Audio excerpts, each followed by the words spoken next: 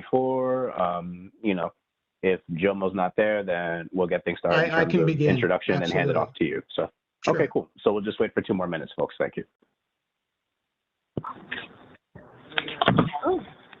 Hey everyone, this is Angeline from BPL. It's actually Nyla, Rosario, and me are calling from BPL. So just wanted to let you know. Thank you. Awesome. Thank you for joining us.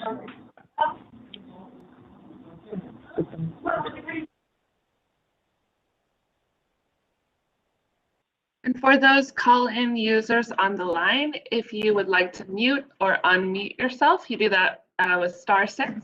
And you can also raise your hand if you need for any reason using the *9, but *6 mutes and unmute.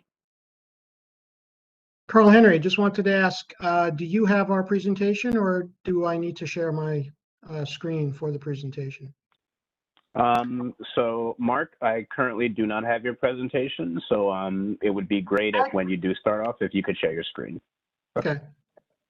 Yes, and if that works for you, Mark, we do have a copy here at the office. This is Anya. I do have a copy here if you would prefer, but if you would like to just share your screen, I'll just pass that over to you. Yeah, sure. I could, at that point, I can control it from yeah, screen to screen. Sure. And will you be the main presenter? I will. For the share screen? Okay, so I'll pass that privilege over to you and then you can get started whenever that. Okay. All right, awesome. So folks, good evening and happy Thursday. It's 6:34 p.m. And so we are at the Community Board 14 Education, Libraries, and Cultural Affairs Committee meeting. So I, Carl Henry Cesar, along with Steve Cohen, we are your co-chairs. And so we have a couple things on tonight's agenda. So the first is a presentation on the Midwood Public Library renovation project. And then after that, we have an update from the Brooklyn Public Library regarding programs and resources. And then after that, we have an update on New York City Department of Education schools from Superintendent Beauvais. And then after that, we have an update on Caribbean programs and events. And the last thing on our agenda is also other business. And so to that, I will turn it over to Mr. Gordon. Great, thank you. Can everyone see my screen? Yes. Yep, I can see it. Okay, let me just. Okay, so this is our presentation for Brooklyn Public Library, Midwood Branch. The project is the second floor and roof renovation. My name is Mark Gordon. I'm a partner at the architecture firm Spacesmith. Joining me is also Amy Jarvis from our office. And I'll get right into the presentation. So the project is primarily for the renovation of the children's room on the second floor of the Midwood Library. This is a site plan showing the location, East 16th Street and Avenue J. The black roof building is the site. Actually, that roof is going to end up being replaced. We have a new roof going on. But this shows just the location, general location from aerial view.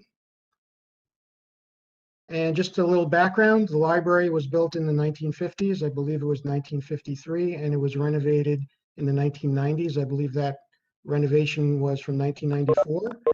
As far as we know, that's the only real renovation of the library. The second floor of the library is the children's reading room. That renovation, which includes the children's reading room, also includes renovation of the restrooms, storage closets, multi-purpose room. Also, the stair that goes from the first floor to the second floor is being renovated. The goal of the renovation is to maintain the existing use of the second floor while providing users with more modern and appealing spaces. Again, the last renovation was done quite a long time ago. We're really updating the renovation or updating the library. Children's reading room with new finishes, new lighting, new fixtures, new bookshelves. It's all a completely new design.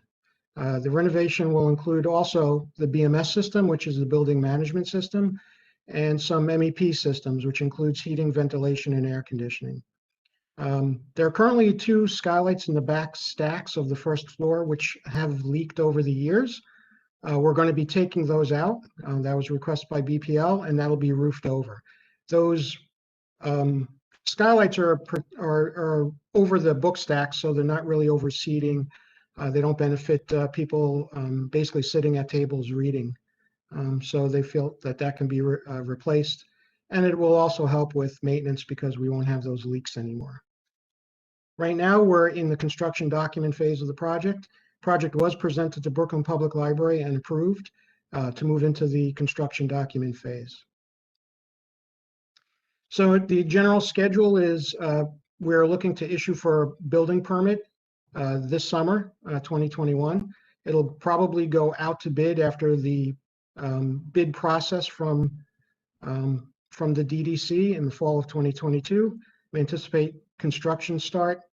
Actually, that should be 2021. The construction start will be summer of 2022, and we anticipate substantial completion of the renovation by winter of 2023. So this is a plan of the library's second floor, the children's reading room. The original plan basically has about a quarter of the space dedicated to bookshelves in a stack area. Our intention was to activate the entire floor and utilize all of the floor square footage for program space and not just for book storage. So what you see here is rooftop units. That's item number 1.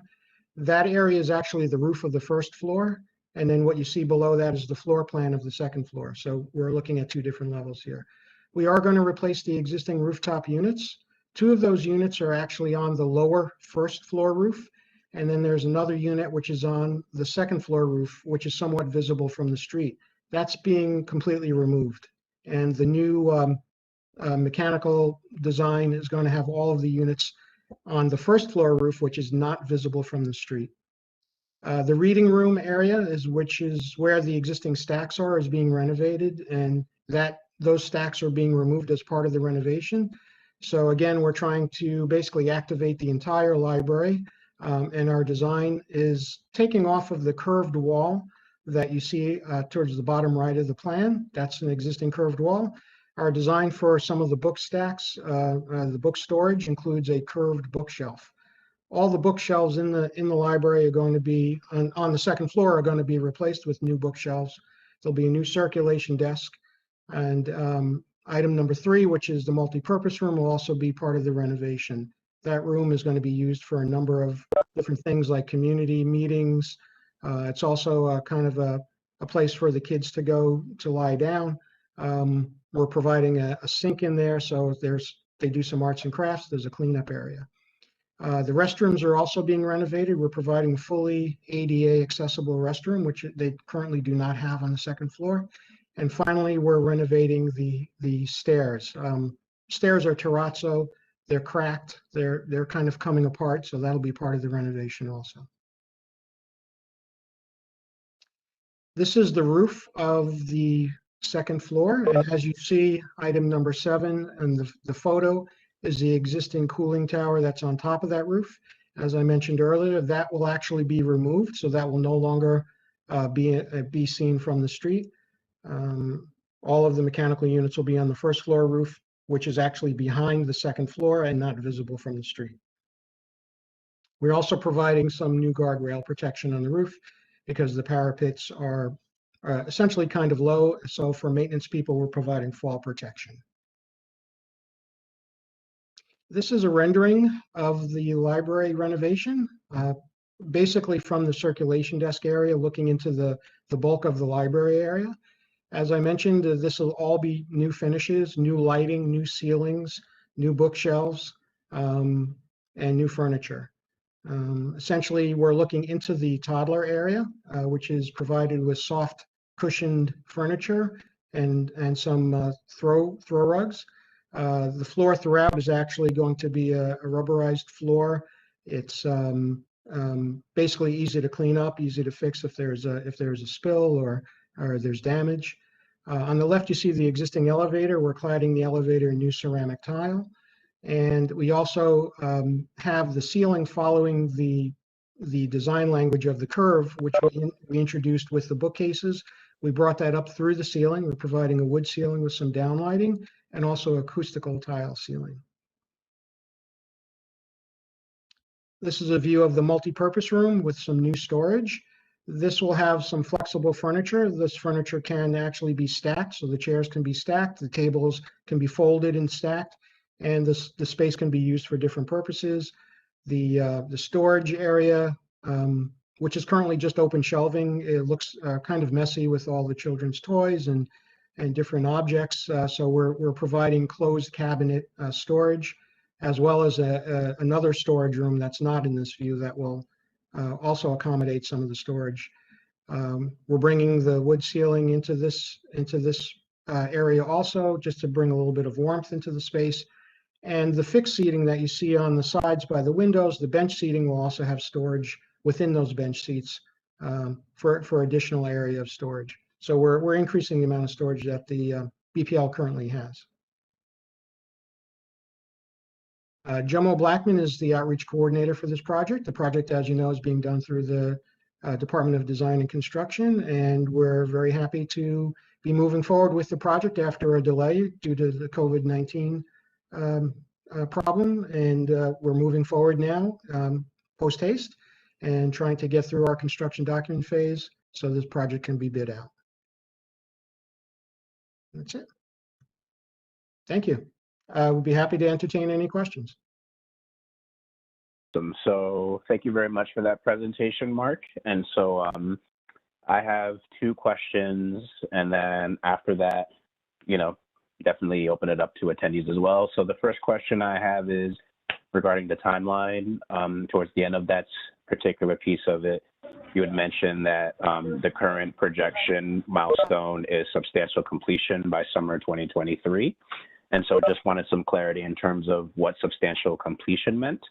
And then the second thing too is you had mentioned MEP as part of the project. And so what I was wondering is, in light of COVID, does that mean that there are additional things that have to be taken into consideration regarding filtration and whatnot that may not have been a part of the plan pre-COVID?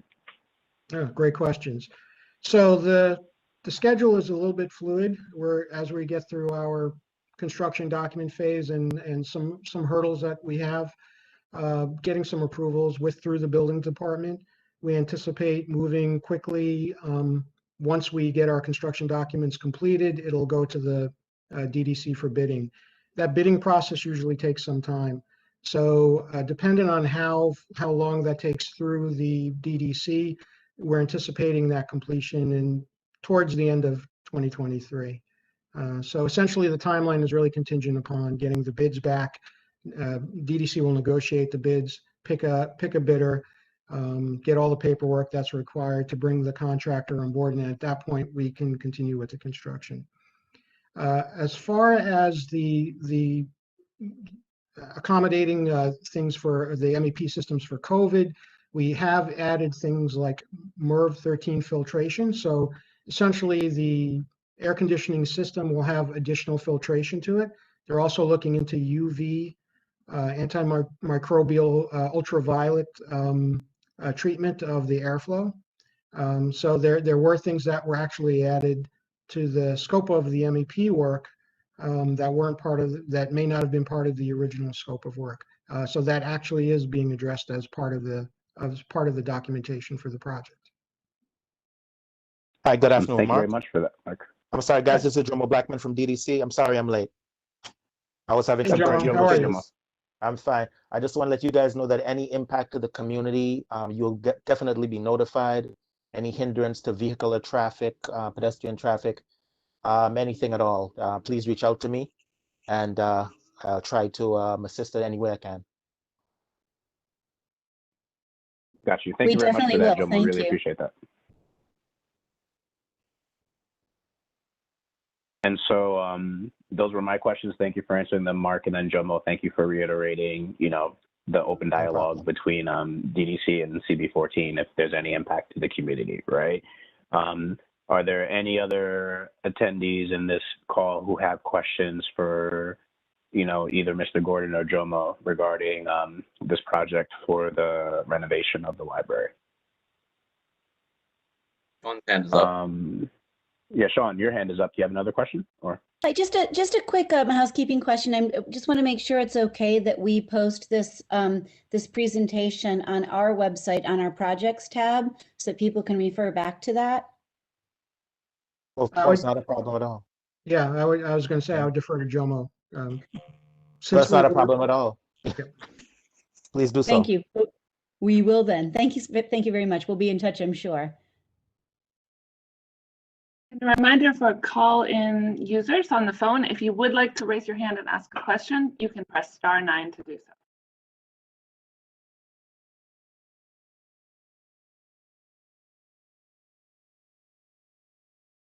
Don't see any other hands raised at the moment or anyone saying anything in the chat, Carl. I saw Nina did have her hand up briefly before, but I wasn't sure if maybe her question was answered. Question was answered. Thank you. Great. Gotcha. So then, in that case, I do have an additional question for Jomo and Mark. So whenever the construction does begin, given the nature of the renovation, does this mean that the second floor would be entirely closed off? And so there would have to be some sort of pod or temporary structure where, you know, the children's, I guess, section could be, or is it some part of the plan yet to be finalized where there would always be some section that would be available for use while the construction's happening? Well, that has not been finalized of yet, but I'm sure that our partners at BPL are organizing operational needs for that. I Yeah, think they're on the call. Yeah, I would hazard to say that because of the scope of the construction, the second floor would be closed. We do have some work on the first floor. I think that BPL would be looking at closing the library during construction, but I would leave it to them to actually answer that in more detail. I know in the Yeah, they would use other facilities to bring programs from another library to use another library. So that is a possibility. Got you. Yeah, Okay. hi, this is Nyla Rosario at BPL. Hey, Nyla, how are you? Hey, Nyla. Hi, everyone. So yeah, we are planning on closing, and I guess when I give an update, I can fill you guys on the detail as we come closer. Gotcha. Cool. Thank you for that, guys. And so, Anya, quick question. That call-in user, by any chance, do you see anything on your end? Because like Steve had mentioned, we don't see, you know, any members who have their hands up, and on our end, we don't see that call-in user. So do you see if that person does have a question, or? I can't hear you right now, Anya. You may be on mute. Sorry about that. No questions from the call-in users. Okay, cool. Got it. So in that case then, you know, Mark and Jomo and the rest of the DDC, thank you guys very much for that presentation on, you know, the current status and, you know, what the plan is high level for the Midwood Public Library renovation project. Thank you, Carl. And Carl, I'd like to add that this project is up for approval by the PDC, and we would appreciate CB14's support on this issue. A letter of support if possible. Thank you very much for telling us about that. Thank you. Yeah, so we will, assuming the committee wants to approve I think it's a safe assumption that the project will be supported. That we have to get that ratified by the full board, and the full board meeting is April 19th. Did I say that right? Okay. And so we'll go so we can have that letter ready then April 20th, the next day. Okay, that's fine. Thank you so much. Okay, sure thing. Awesome. So in that case, then, that's a great tie-in to the next part of the agenda, which is updates on programs and resources for the Brooklyn Public Library. So Nyla, we turn it over to you. Welcome. Hi, thank you so much. Thank you so much for hosting this. I'm CB14. Thank you so much for having us today. So my name is Nyla Rosario with Brooklyn Public Library, Department of Government and Community Affairs. Just to give you guys a big picture, I know that, you know, CB14, I want to thank you all for being great supporters of BPL. We appreciate all the support that you guys have given us. This year has been very trying for us, and we've had to really rethink what library services are, and we really appreciate your support. Just to go a little step back, I just want to let you know the libraries that are located in your district. You have the Flatbush Library, you have the Cortellu Library, you have the Midwood Library. So those are the three located. You just heard a presentation from DBC about the upcoming project at the Midwood Library. As you know, we have a project that's gonna it's happening at the Cortellu Library. So as you are aware, on Monday, April 12th, we're going to begin a construction project there. We're going to anticipate about a 4-month closure.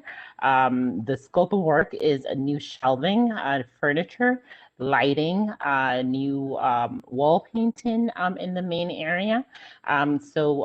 We are having right now holds at Cortellu Library are closed. I think the last day of operations that we had at that location was on March 19th. For interim service, we've asked folks to attend the Clarendon Library, the Flatbush Library, and also the Kensington Library. Those are the libraries that are going to be available. In addition to the construction project that we're having, I'm going to talk today also a little bit about the programs and the ways that we're supporting. And then I have my colleague, Nicole Bryan, who is here today, who's going to talk about a special library card that we're offering. So before she does that, I just want to tell you guys what we've been doing in really 3 significant ways. Our first thing that we're doing is really virtual programming, like the meeting, and you guys are aware of this. Our world has really gone virtual. But the virtual library program is really thriving right now. We've had over 1 million people attend our programs over the last year. And the programs range from job search workshops to one-on-one resume assistance. We've had multilingual story times. We've had lectures and classes. We had special programs for small businesses. We had our librarians have really stepped up their game, and they've done so many different things, and we're really proud to have that. And with no experience, a lot of our folks they just got in front of the camera and they really become really expert. So I just want to publicly just thank our team for really coming through for that and really providing a great service to our patrons. The second thing is, for people that don't have reliable internet access, we've also developed programs for them. One of them is the Library on Call program, which I think we spoke about at the last meeting. So basically, these are bedtime stories by phone. And we are also continuing our programs for homebound patrons, which is called Books by Mail. So that's still happening, and we're really happy to provide that. And what I'll do is I'll share the link for this in the chat, and I'll also email it to the board so you can share it with members. Something else that we've done is that we've arranged to have art packets available at our locations for pickup. So if you know people that want to get art supplies, this is not only for children, we're also doing it for adults. They can stop by the local libraries and pick up art supplies. And then most importantly, something that I'm really proud of is this partnership that we have with Brooklyn Reach. And it basically ensures that more Brooklynites are able to access the internet. So the project really involves in installing towers on our buildings that have extended the Wi-Fi signal to approximately 300 feet, in addition to what we've had. So far, we've had these at 20 locations, which do include Midwood and Flatbush Library, and we're working to install another 33 once we secure the funding. So these are really great programs that we're pushing, and we need your support in making sure that folks know about that. In addition to that, we also have outdoor program, which basically is that we're trying to bring the library outside. So we have furniture outdoor, and folks can come by, read a book, and enjoy Wi-Fi.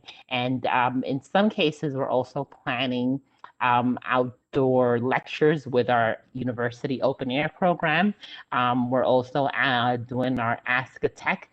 This is weather permitting, in which we'll have one of our tech special librarians come and sort of tutor and help people on navigating the web. So we're really excited about all these programs. We hope that you could share it with your patrons. I'm gonna have now Nicole Bryan talk about our special library card, which we want to thank Community Board 14 for being one of our first partners on this. It's called the Black Heritage Card. So with that, Nicole, if you are on, you can just unmute Yes. and go ahead. I'm unmuted. Hi, everyone. Can you hear me okay? Yeah. Okay, good.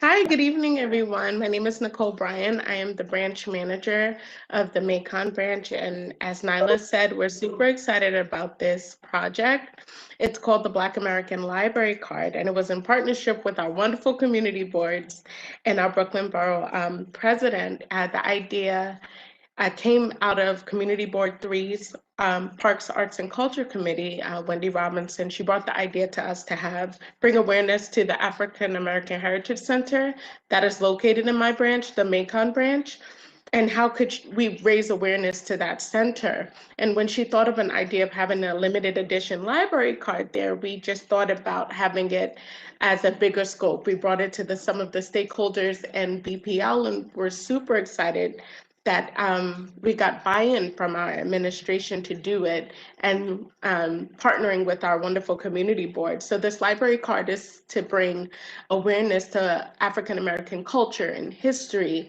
and just celebrate it. In January, we had an open call for artists, and what way to really have the community take ownership of this than to be a part of creating a card. So we had an open submission in January to where different artists that had a deep-seated connection to Brooklyn were able to actually design the card. And we're really excited to say that we have our design. It's going to come out in celebration of Juneteenth. As we all know, it's the first year that Juneteenth will be recognized as this holiday. So in celebration of Juneteenth, we thought, what a better way than to bring out this card. So we're doing a soft launch the first or second week of June, and everyone will be able to get the library card. At this time, we're working with some of our staff to create different programs and have community-driven programs and thoughtful programs around Juneteenth and having a Black American library card. So the design is beautiful. We're working on getting out our artwork and getting the work out to the community. So in the next coming months, you will see the wonderful art design. And by Juneteenth this year, we're hoping you'll be able to come in and get this limited edition library card. So we're really excited. And again, we want to say thank you for partnering with us on this and just being a big support of it. So we really appreciate you. Any questions, just feel free to ask. So thank you. And thank you so much, Nicole. If I also may add is we're working right now on marketing materials for the card. So as soon as we get that, we'll be sending it to you. So you could share it with patrons. I believe we'll have posters available. And in addition for that, we'll also have digital graphics that you can share on social media and also in your upcoming newsletters. So as soon as we have that, we'll be sending it to you. Absolutely. Awesome. So Nyla and Nicole, thank you guys very much for sharing that. And so I see Steve, you have your hand up by any chance? Do you have a question? I do, Carl. Thank you. I have two. I guess the first question, I guess, with regard to the Portillo Library closure, I was just curious the extent to which there was notification made so community members were aware. I just because on social media it just seemed like there were folks finding out, last minute, or it kind of like was I think abrupt, at least as far as some folks were aware. So I was just curious if there was what the notification process was for the public in terms of that. And the second question, just because last year we were focused on the census and the community board, and we heard from library folks about plans for the census, and we know obviously COVID came, so those plans got derailed. And I was just curious if the library ended up, just completely not, like abandoning completely the census plans, or if there was some limited form that went into effect, and just from that perspective to find out what actually ended up happening, because we heard a lot, of what was planned, and we know obviously that that it wasn't fully executed. I'll start off with the Cortelyou closure.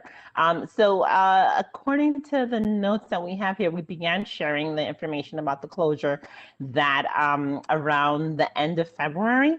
The actual last day of service was on March 19th, and I believe we started notifying the community about February 23rd. I know it's sometimes tough to get the information out to everyone, especially during these times. So this is why we really rely on our partners at the community board to help us get the word out. And what you could do also is I encourage folks that are part of this committee to join our mailing list, so you can get information directly. And I could double check with Anya and with Sean to make sure that you guys are receiving our emails. But we began notifying the public about the closure on February 23rd, and the last day for service at that location was March 19th. So we try, for the most part, to do about 2 to 3 weeks to let folks know about the closure. But I'm sure we could do a better job in getting the word out to the community. So that's on that. And as far as census, I'm really proud to say that our team really knocked some census out the park. We had special librarians dedicated just to the census outreach. We were able to partner with not only city agencies, but local groups to really help get the word out. We did special trainings for our librarians to fill out census forms. So that was sort of ongoing. All locations had access to train folks, and I believe there was also some virtual programming and outdoor programming as well around census. We do have a report that that I can share with you, and I'll try to get that from our team, and I'll send it to the board so you could sort of see the numbers and the work that we did. Carrying over from the census work that we did, we're also going to start doing some civic engagement and voter education along the same line. So we'll be in touch with you on that. We're going to start doing voter registration outside of our branches. We've already partnered with Brooklyn Voters Alliance and the NAACP. And a really fun partnership is with the Girl Scouts. So the Girl Scouts are going to be doing tabling in front of the branches, registering folks to vote. So this is a really fun project that we're doing. If there's any members or folks that are interested in supporting our voter engagement and voter education initiative, I can send some information along on that if you're interested in joining us. And again, I really do urge, especially members of this committee, to sign up to our mailing list so you can get information, and I could share it in the chat, the link to it where you can sign up and get information directly. Thank you for that very thorough response. I really appreciate it. Yeah, if you could put that information in the chat, that would be great. Will do. Any right, other cool. questions? So I see Nina, I believe, has her hand up. So Nina, you're up. Yeah, I'm just wondering if there's some way that the individual branches can improve their communication. Right about the time that the Cortelyou branch was closed, I had reserved a number of books from the Midwood branch, showed up during the, I got notice that my books were there, showed up during the times that were posted, including signs in front of the library.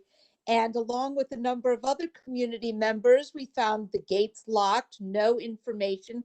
And all you do is get looped into a central thing that tells you to go and look online and see what the hours are, which was absolutely useless if you're standing there during the posted hours and the place is locked up. It's just not, you know, I mean, I love the library. I send you guys money all the time, but it's just really frustrating when it's so not user-friendly, so not real time, and there's no good way to get you know, actual timely information. And the books all went back. That was the next notice I got. So much for that. Really sorry about that, Nina. Unfortunately, there are some cases where there's like last minute changes that happen that we're not able to communicate as quickly, but I will definitely pass the message along to our team so we could do a better job in really getting the information out to the community. I know that unfortunately, because of COVID, we've had some staff shortages. We've sort of been battling with that, but we could definitely do a better job. And I'm sorry that you weren't able to get your books. We'll communicate that to the local teams. But just so you know, every local branch also has a social media page. So there's a Facebook page that they do, and in some cases, Instagram pages. They tend to update those a little bit more quickly than our main page. So I could share the links for that as well. And as far as signage, we had our marketing team actually the last couple of weeks really work on improving the signage outside of the branches, especially during the closures. So we'll make sure to check in on the branches to make sure that everything's up to date. And if you notice anything at a specific branch, I encourage you to give us a call, and I'll put my email and info in the chat so you can get in touch with me as well. Thank you. Got you. Thank you very much for that, Nina, and thank you very much for that, Nyla. I see next we have Dwayne. So Dwayne, you're up. Good evening, everyone. Now, just a quick question regarding, pre-COVID, and I think it was back in actually 2019, there was some discussion with the library and the board about potential renovation at the Flatbush Branch. Do you have any updates on that? Just general updates? I don't have any updates on it. I do remember that there was a project slated for that, but I can touch base with our capital team and get some information about that for you. I know that because of COVID, a lot of our projects were pushed back a little, but I have to find out the status of the Flatbush branch. I believe, yeah, I can get some more details on it. I think it was a large HVAC project, but I could try to get more. And I think we have on the line, I saw our VP of Capital Management. I think Philip, are you there? Yes, I'm here. Thanks for the. Hi, Philip. Hi, Nyla, and good to see everyone. So Philip Heller, our Vice President for Capital Planning and Facilities Management with the library. And glad to hear all the good programs that are going on and Midwood is going forward. Yeah, Flatbush, that's not on our radar right now. I think it got pushed out a little bit. We're under some really tight constraints in terms of budgets at this point in time. Just trying to keep existing projects going, actually. But Nyla will hook up and check the specifics on it, and we can get that information out to you. Thanks so much. And you guys are lucky you had a full BPL team with you today. So thanks for having us.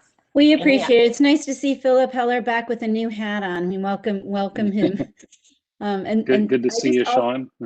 Same. And while I'm talking, I'm sorry to have barged in, co-chairs, but I just do want to applaud BPL and all the Herculean efforts you put forth as you had to pivot into remote services, and the many things you did online, and how well you did keep in touch with us on most things. We appreciate the communication and all your hard work, including the census work you did. Thank you. Thank you. And I can't believe Dwayne didn't beat me to this, but also stay tuned because we'll be sending out information about our upcoming youth Youth Conference, which will be May 19th this year. So stay posted, and we hope you'll be a part of it again. Definitely, we would love to. Is it going to be outdoors? Virtual. Virtual. Wow. Okay. All right. So we'll definitely be in touch. We have some new resources that we have online for youth, and we're also planning on doing some civic engagement with youth in partnership with Vote NYC. So I'll send you that information, and maybe we can work on that. Awesome. Thank you for that. Dwayne, was your question answered, or do you have a follow-up question? Thank you. Okay, awesome. Thank you. And then I did have a question for Nicole. Nicole, you had mentioned, there's some work happening behind the scenes to come up with some programming around like the Juneteenth release of the card. And so the question I had is, as part of that programming, by any chance, is there going to be any insight into the selection process for, the artwork for the card? Because that's something that, seems interesting to me, but I'm just wondering, all the ideas that you guys are playing around with, is that one of them? Nicole, you're on mute. I'm sorry, I was talking and I didn't realize, I apologize. So yes, the selection process, we had a selection committee of about 7 people. Then we had over 420 submissions. It was amazing to see some of the artwork. And then we went, that selection committee had a really tough job of narrowing it down to the top 12. And the top 12 went to our judging panel. And we picked our finalists out of them, but the benefit of this initiative is the top 12, they all gave us permission. So we're going to do a gallery walk around the Macon Library. We're also looking to work with Restoration Plaza, where CB3 is, and probably do a gallery walk over there too of all the artwork. And we can definitely look into talking more about how the selection process took place. We have a programming committee that is working on this initiative, and people that I put on this committee were both on the selection and the judging panel. So they'll definitely bring some insight and ideas in that aspect as well. So yes, long story short, yes, that's what we're planning on doing. Awesome. That's very interesting. And thank you for sharing that. That's cool. Yeah, no problem. Excellent. So I'm looking in the chat. I don't believe, Dwayne, you still have your hand up. Do you have additional questions, or you're still good from the first set of questions you had?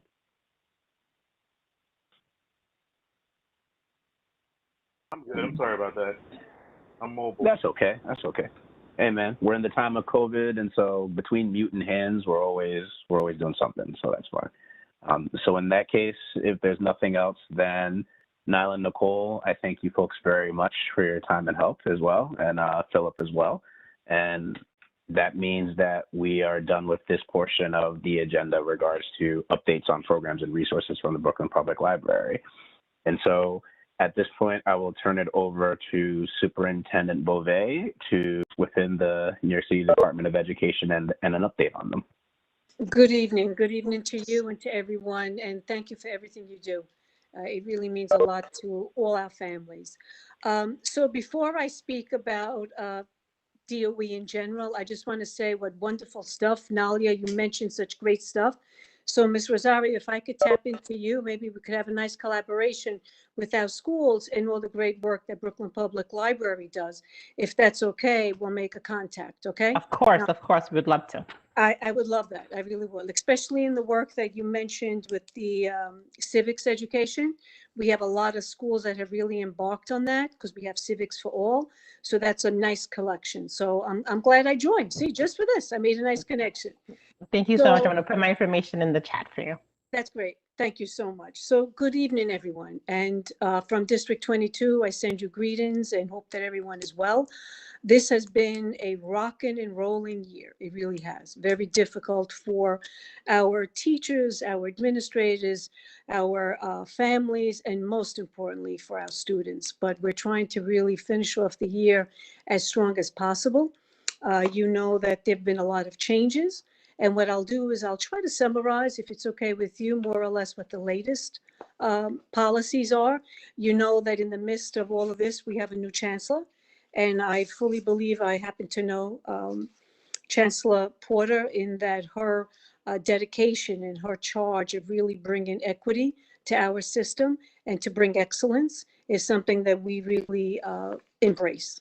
So not just speaking of District 22, but just in overall, what I'd like to do is share with you the Chancellor's priorities.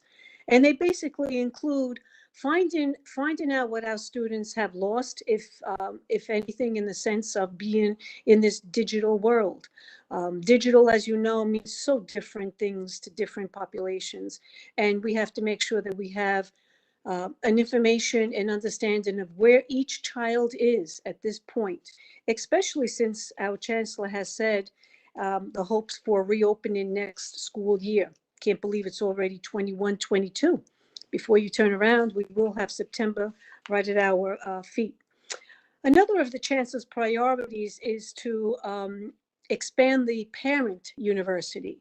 So for those of you who may not know what that is, and that's really to not only engage, but to really educate parents across the city on aspects of how to become vocal, how do we speak up, how do we get exactly what we want for our kids. And I have a daughter in high school, public school, and so I have to tell you that being a voice for all parents is the most important thing that I know the chancellor brings to the table. One of the biggest things that the chancellor is bringing forth across the city is the trauma and social emotional needs of our students. We as adults know how frustrating it is. Look at us. I mean, just in a half hour, I sometimes forget to unmute myself. I forget to raise a hand politely. There are real difficult issues with learning online. And some of our students have even more than that. Some of our families have even more concerns than just getting on the computer and learning. We have right now a situation where some of our parents have lost a job. Some of our parents had to leave Brooklyn because of prices. So we're facing a lot of that. So the chancellor has made a promise to really support all the social emotional initiatives to really address all the trauma that is out there. Another big initiative from the chancellor is a summer school. She promised that there'll be a summer school like no other, full of not only academic supports for those students identified of more need, but also activities, art and science, experiments, hands-on, and music and outdoor fun, so that the students are engaged in coming and taking part in something that is not just math and reading. There's going to be a lot of different activities through community school board, community school organizations. Another thing that I want to mention is that we have brought back a lot of students, as many students as we could, 5 days a week. As you know, ladies and gentlemen, we had schools that had to close because of COVID testing and because of results that brought about cases. Unfortunately, that's still upon us. Even though we want to be hopeful and think that we're hitting the curve and we're getting to a good place, we still have to be very cautious. So as a result of the daily testing, the weekly testings, there's still some cases that we have to take precautions. Some schools are still being closed so that we really make sure we guarantee the safety of not only students, but of also staff members within the building. However, we have been very successful in bringing back as many students as possible 5 days a week, especially, and in District 22, I could tell you, our most vulnerable learners, our babies, our kindergarten kids and first graders who still have to learn how to read. And how do you learn on the computer? And students with disabilities. So for those vulnerable students, we have tried to bring them back 5 days a week as much as possible. And lastly, I want to share with you another piece of good news that the mayor and the chancellor announced just last week, is that 3K will be coming to our schools, and again, as many schools as possible. Why I say not in every school, although that is the desire, it all depends on the room and where schools can actually fit the additional class or two. So 3K is great news, so that we could have families with students. And you know, I have to make you laugh. They actually said that the applications for the 3K is for any child who was born in 2018. And I don't know about you, but if I go in my cupboard, I'm sure I have a can of beans that's older than 2018. But those students, 3K, will now be joining the force in our DOE so that we now have a very strong linkage from 3K all the way to college. And we have grounds to make up. We have a lot of ground to catch up. One thing that I always say regards to the schools, they've done a phenomenal job. If you ever bump into a teacher or a principal, an administrator, anyone who has worked in the schools, give them a virtual hug because they've gone through a lot, as well as our families. They've gone through so much. And so I am very proud of District 22, part of Brooklyn South, and part of your community as well. So that was the more or less updates that I have to share with you this evening. And I'll be here for a few more minutes if anyone has any questions. Got you. So Superintendent Beauvais, thank you very much for your time and your presentation. I do see Steve Cohen has his hand up. So Steve, you're up. Sure, Mr. Cohen. Thank you, Carl. Thank you, Superintendent Beauvais. That was very informative. We really appreciate it. It's great hearing from you. It's been yeah, a very eventful year in terms of education. We've definitely had a lot of interest in the topic at all of our committee meetings this year. So you know, we're very happy that you were able to attend our meeting and provide an update at this time. In that regard, there was I think an article in the city that I think was picked up in the Brooklyner that dealt with enrollment changes basically across Brooklyn to schools. So in one of our recent board meetings, when our committee reported out, you know, we noted some of the enrollment changes, and certainly some of the elementary schools, the drops in enrollment appeared to be fairly significant. And you know, the article did express concern that, you know, with the number of students dropping off, potentially that could impact school funding. So I guess, you know, there was some reaction to that in the board that was something, you know, we should inquire about. So, you know, like in that regard, we're just curious, you know, if there's concern about, you know, either short-term or long-term in terms of enrollment changes that have happened in local elementary schools in District 22, particularly in our community board. I know District 22 goes all the way to the bottom of Brooklyn. Yeah. But and also, you know, if you could speak to, you know, if there's concerns about school funding, or anything. I know there's also, you know, the budget that I don't know if it passed or is in the process of passing, where it looks like schools will be allocated additional money, so perhaps that offsets things. But if you could just speak to that general issue, that would be appreciated. Absolutely. So you're right, Mr. Cohen. We have lost families in 22 and across the city. Just like I mentioned, that families are, for so many different reasons, left. And we did lose in District 22. I could tell you there was a loss. The good news, however, is now that we are going back 5 days a week, that more families are coming back.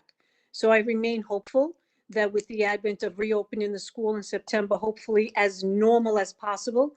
I don't have a crystal ball to tell you exactly what it's going to look like, but the hope is that if we open up as normal as possible, the families will come back.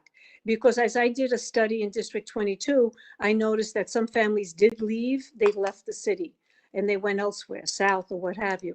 But a lot of families went into private 5 days a week. And you have to understand, as a parent, if you have to go to work, what do you do with a second grader or a third grader? I could leave my 17-year-old at home, but if I had a fourth grader, I could not. So understand, with the research that we've done in 22, my hope is that as we open up more and more classes 5 days a week, and as we open to a hopeful normal year, that we will regain those students back. However, to circle back to your point financially, in terms of the money coming in, our schools did receive some monies that were owed to them. So I'm hopeful in that regard as well, that spending should continue and everything should be provided to our kids when we come back, in terms of there should be no loss. I don't want the students to miss a beat, and I want them to get everything that they deserve. This chancellor is very, very supportive. I have to tell you that anything we need, whether it's a district or as a borough, the support goes all the way through to Central. So I do want to mention that I'm hopeful, Mr. Cohen. I'm hopeful, and that our families come back. As you know, that's a cycle. More families come back, more fiscal monies come in because it's all per capita. So we just continue to keep our fingers crossed and let's just overcome this pandemic. Thank you so much for that. Thank you for that, Superintendent Bouvet, and thank you, Steve, for your question. So, Dwayne, I see you have your hand up, so you're up next. Thank you, Carl. Good evening, Good evening, Mr. Joseph. Thank you for coming to the meeting, and also kudos to you and your team. One of the few emails I look forward to is my Mr. Joseph, I'm not sure if it's just me, but you're breaking up a little. I'm not sure if it's just my audio. It's no, a it's little not just choppy. you. Yeah, you're a little garbled, Dwayne. Yeah. That better? A little. Yes. Yes. Thank you. Okay. Go ahead, Right. Mr. Joseph. I'm mobile tonight, but I just want to thank you for joining the meeting, and also just say that I look forward to my Linda Dalton emails. Oh, sure. Yeah, in fact, I'm glad you mentioned it, Mr. Joseph, because we have two dynamic family liaisons, Linda Dalton and Heather Fiorica. If you want any information, all you have to do is tap into our website, and there's everything there, everything for families, for students, in every language. So I'm glad you mentioned it because I forgot to say that in my update. But Linda Dalton sends out a family blast. You get that every Friday, right? Yeah. Yeah. Good. And it's very, very robust and comprehensive. So I encourage people to make sure you sign up. I'm glad. My question is piggybacking a little bit on Steve's question about the impacts on the enrollment in the community. CB14 a few years back learned that we had like many other districts in the city, had challenges with homeless families and homeless children. Can you speak to what, if any, impact there was, assuming there is an impact to the homeless youth in that the CV14 schools, and what mechanisms are there to help kind of usher them through and keep them in school and enrolled? Yeah, so thank you for that, because that is a population. Remember, I mentioned how the support, the biggest support is going to our students who need us the most. And certainly the students in any homeless situation, whether it be temporary or not, is priority. The first thing we did is we tried to find out exactly where they were and what supports they needed, even in terms of technology, Mr. Joseph. We learned that some students needed laptops or iPads or whatever they needed. And we made sure that they received that. That was priority. In fact, I have a school that was so generous. They had a surplus. And I have to tell you how proud I am of this particular community. They actually gave up those surplus computers and laptops to such families as you were speaking of, so that everyone was taken care of. As you know, through our news blast, we have so many different outreaches for families who have temporary home or homeless, anything that we could do to help. I certainly want to say that Linda Dalton has been instrumental in making those matches so that we help so many families, giving them art supplies, giving them books, giving them clothes, whatever is needed. Thank you so much for that. You're welcome, Mr. Joseph. Sure. And then I'm looking down the list. I don't see any more hands raised. Superintendent Bouvet, how much time do you have left, right? I know like many other people on the call. I'm looking at, I just have another meeting that I have to attend to. Believe it or not, for my daughter, now I play mom. I take off my superintendent hat. I put on my hat. She's about to make a decision for college. So we have a Zoom meeting with one of the colleges. And so I have another 2 or 3 minutes. I'll stay on. Okay. It started at so 7:30, but she's on it now. So I'll just jump on when we're done. Gotcha. Okay, cool. So then I'll ask one last question. And so Sure. Piggybacking off of Dwayne and Steve's questions about impact in Community Board 14, this one is about gifted and talented. And so there was, throughout the pandemic and the school year, from the contract in front of the PEP to questions about, I think, gifted and talented for pre-K or kindergarten. And so my question for you is, I guess, what is the current state of gifted and talented testing?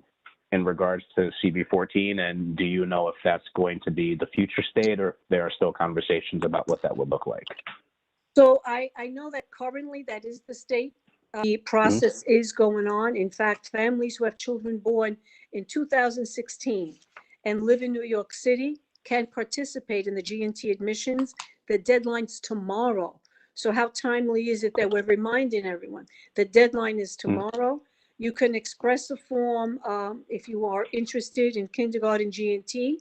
And there's 3 different ways. So if I could maybe mention the 3 different ways that families can partake and show interest. But again, the deadline's tomorrow. One is through My Schools NYC. So that's one way. And again, it's on our website, but I'm saying it now anyway. Another one is to go to the family welcome centers so that they're across the city. You could go to any family welcome center and express your interest for your child to be tested. And another one is if you want to call, and I'll mention the telephone number for you, okay? So it would be calling 718-935-2009,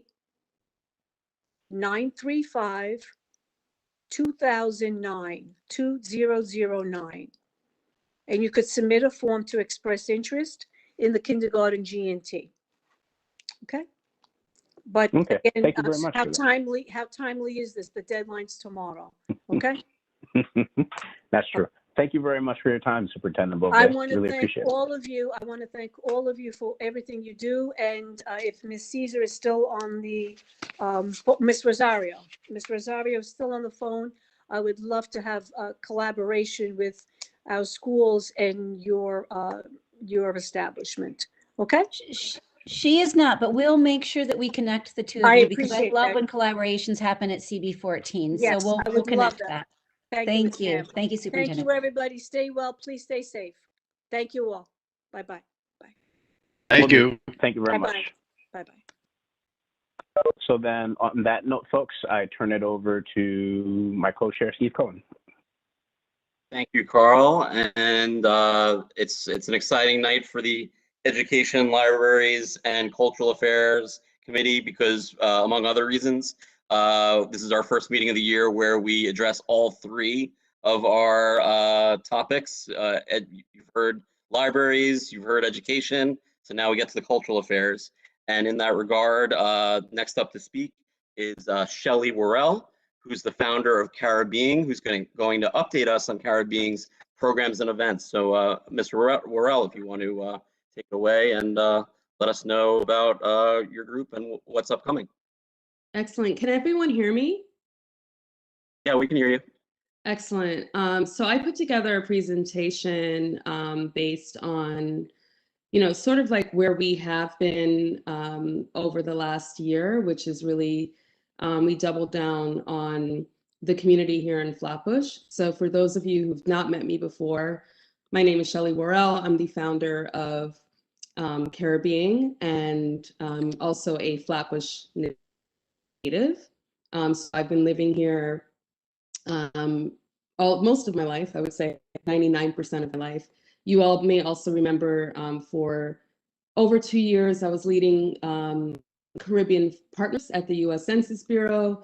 And as part of that, I was also focused on Central Brooklyn, as well as other areas in the Northeast of the United States that have large, hard to count Caribbean populations. So I'm going to be talking today primarily not about Caribbean because Caribbean is sort of like, has much more of a global reach, but is very local in presence. So I'm going to talk about what you all care about, which is sort of the surrounding communities. So I'm going to be talking about Little Caribbean. And I've also adapted this deck from a deck that I presented recently at the New York City Tourism Board as part of their All In NYC campaign.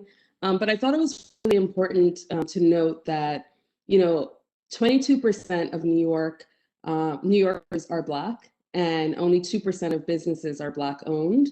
And of that 22%, roughly 20% of Black New Yorkers are of Caribbean descent. And, going back to my census days, Brooklyn is the largest Black city in America. Sorry, I'm just having trouble moving my slides. Hold on one second. Give me a second. Sorry about that, guys. It went.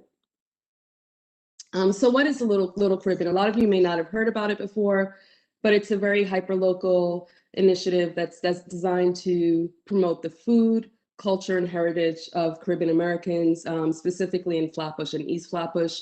This designation took place in September 2017 at the Junction, and it's the very first Little Caribbean in New York City, the Northeast, the United States, and in the world.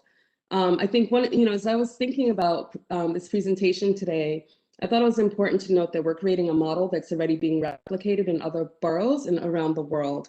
More specifically, we have been engaged to develop Little Dominican Republic in Washington Heights.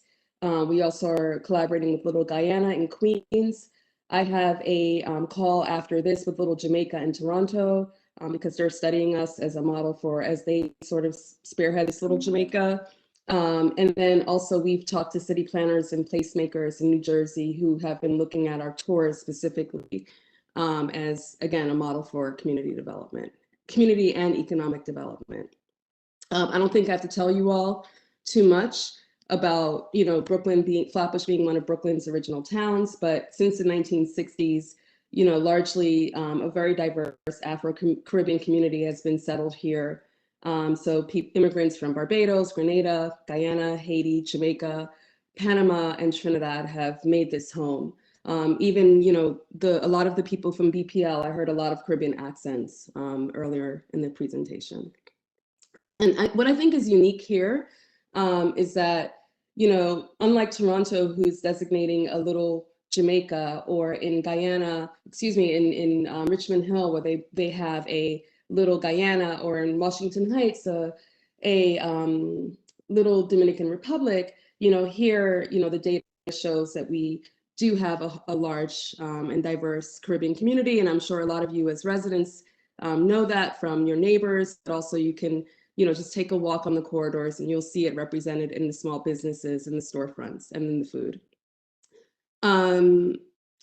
So other things of why this is important, in 2017, the West Indian American Day Parade, they celebrated 50 years.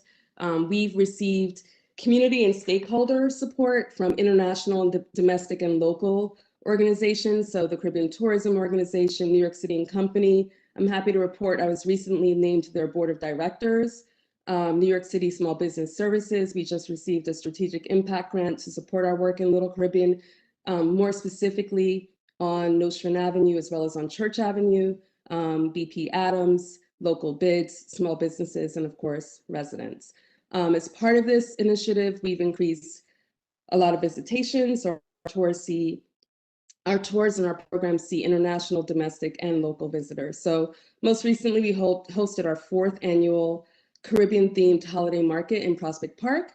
And we had people come from Philadelphia, people came from New Jersey, they came from Westchester, the Bronx, Staten Island.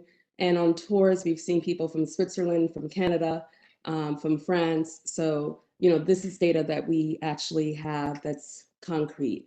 Most recently, we've been highlighting neighborhood small businesses that are Caribbean owned. And of course, we feature exclusively Caribbean products. So I'm just going to play this video for you all because we recently put Little Caribbean on the map, Google Maps. Just do what we tell you to do, star, and make sure that everything work according to home and everything's going. See? Take back yourself and pick up yourself in a one piece. Make sure you're ready. Hear me? Lord of mercy. Hey, Lord of His mercy. Lord of mercy. Driver. Oh, stop my child. Drop this orange. So I'm going to pause that, but you can see that's right here where we're situated. We're also in very good company. So these are some of our partners: Google, DoorDash, NYC & Co., SBS, King's Theater, Link NYC, Prospect Park Alliance, The Infatuation, Lyft. I'm going to talk a little bit about Lyft and DoorDash because we've been using those partnerships to really drive traffic to Black-owned and Caribbean businesses here in the neighborhood. Infatuation, I wrote a couple of island hopping guides. So you can island hop on Flatbush, you can island hop at the Junction or on Church Avenue. I can share those links after the presentation. And we've, since the pandemic, we've also done a number of pandemic-related initiatives. So everything from distributing 40,000 masks to frontline workers in partnership with the New York City, as well as Community Board 9, and NYPD. We also were amongst the first to feed frontline ER workers at Downstate and Kings County, leveraging our relationships with the Caribbean businesses in the corridor. So they all donated food to those responders. Of course, we created a directory very much way before Black Lives Matter of over 150 Black-owned businesses to support. All of them are, of course, Caribbean-owned. I was recently named the New Yorker of the Week. That was the week of February 18th. I remember because it was my birthday. We also, highlighted businesses, who were sort of pivoting in the pandemic. And of course, that, as I mentioned, we're participating in the DoorDash Community Credits Program. Ms. Royal, sorry to interrupt, but I'm wondering if you could, if there's a way to go back to having the slides full screen, just because some of the font's small, so I just don't want to deprive anyone from being able to see. I know before it was giving you problems, but if there's any way to do it. Yeah, sorry, I couldn't just toggle between. I apologize. Thank you. Yeah, so here's the. I'm sorry, I have major internet problems right now too. So this is the medium press slide I just mentioned.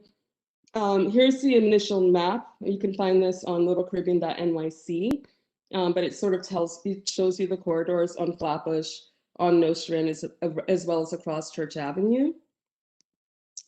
I'm going to play another video. This is a video of a influencer tour that we did last year. And all of these influencers who came out to visit Little Caribbean, they have an estimated reach of over 1 million followers.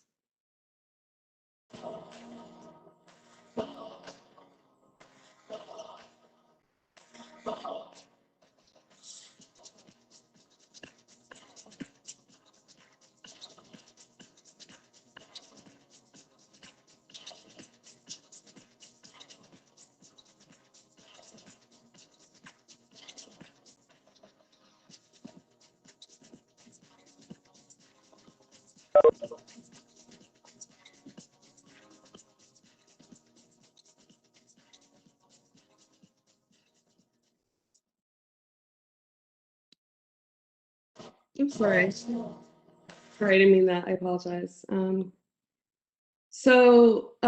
course, as I mentioned, we have everything from jerk to curry, ITIL, and more here in Little Caribbean. Very excited. We have a lot of new programs. We just finalized. We're in the midst of finalizing our summer programs with Prospect Park. The Caribbean House should be reopened soon. It's there at Le Frac. We also have a weekly program coinciding with Caribbean American Heritage Month, which is National Caribbean American Heritage Month in June, as well as Little Caribbean's 4th anniversary coming up in the fall. And you can visit our websites at littlecaribbean.nyc or caribbean.com. And then, of course, we're very active on social media. And this is the back of the shipping container during, probably in December when it was snowing a lot. Thank you so much for that. That was very informative. We appreciate it. I guess one question I had in mind, because you mentioned the West Indian Day Parade. Do we know at the moment? I obviously we're 5 months out, but do we know at the moment if plans are that the parade will go forward in September at the moment? I'm not sure. I haven't heard anything. I'm not a part of that organization that's run by the West Indian American Day Carnival Association, and I think it's a little early. I remember last year, they really waited and a while just to see where things were. So I really can't speak to that because A, I'm not a part of that org, but B, I also think it's too early to predict. Understood. Thank you. It looks like Sean Campbell has her hand up. Sean? Well, first of all, thank you to Shelley. And, you come to us with many hats on, and you always do so well at all of your tasks. So, and this was a great presentation. I did want to address the question that Steve just asked, because I had a meeting this week with the Street Activity Permit Office, the ECM, and they're working with the state right now to devise safety regulations for multi-block street events. So those are just simply the street fairs, but depending on how well they go, they hope to then scale them up to even bigger events. So it doesn't really answer the question any differently than it was before. Like we're in wait and see mode, but it is in the works, and it is between the city and the state in conversation right now. Thank you, Sean.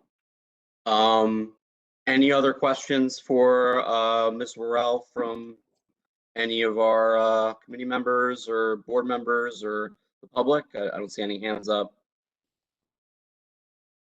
One attendee, I don't know if they have a question. Okay. No questions from the attendees. Excellent. Well, Okay. The one thing I would like to say is no questions. Nope, Yeah, none I at just this wanted time. to say thank you to Community Board 14 for always. Can you all hear me? Yes. Yeah, go ahead, Shelley. Yeah, I was just saying, I just wanted to say thank you to CB14 for always being supportive of all of our work, whether it was Caribbean when we first started off over 10 years ago. I mean, that has now scaled to a social enterprise, and with global impact, the census, and of course, when we set out to develop this new model for community development, Little Caribbean, we did have your full support. So thank you so much. Thank you. Much appreciated. Thank you. All right. So with that, all that's left is the other business portion of the meeting, and the only item I'm aware of is that we were going to have one additional cultural affairs speaker, and that was, before I get into that, Dwayne, did you want to say something? I see your hands up. With any other business announcement, you can finish your announcement. Okay. All right. Yeah, we'll get to you next. So we did intend to have one additional speaker, and that was going to be someone from Operation Gig, which is a not-for-profit that organizes basically porch concerts in and around Ditmas Park. Folks might have heard about them that happened last summer, and I think their calendars started up this year. So unfortunately, Aaron Listman from Operation Gig had some family obligations, so wasn't able to speak tonight.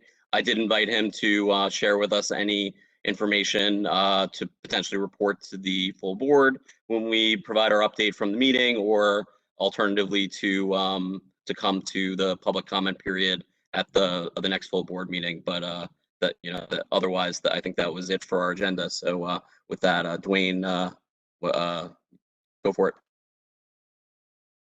Just an announcement, and Sean did kind of beat me to it a little earlier. The CB14 Youth Conference, we've been having some discussions recently. We have settled on a date, and I'm maybe getting ahead of myself here, but we settled on Wednesday, May 19th. I think that report is going to go out to the full board the next board meeting. But I just want to give everyone, all of our board members, community members that are engaged, a heads up that this is still going to happen. It's going to happen virtually this year. So we're looking to, request folks volunteer in any way they can, come and help us support us, help spread the word. Anya and Sean are working on the invitations. So as soon as we have a template, we're going to share that with board members. And we just want to encourage everyone to, the last year has been a difficult one, and our young people still need opportunity. They still need access. They still need access to get training and everything else. So please, if you can, once the information is live, please share it with the rest of the community. That's it. Thanks so much for that, Dwayne. So we're definitely looking forward to that, and thanks for that update, and we'll look forward to hearing more about that in future meetings. There's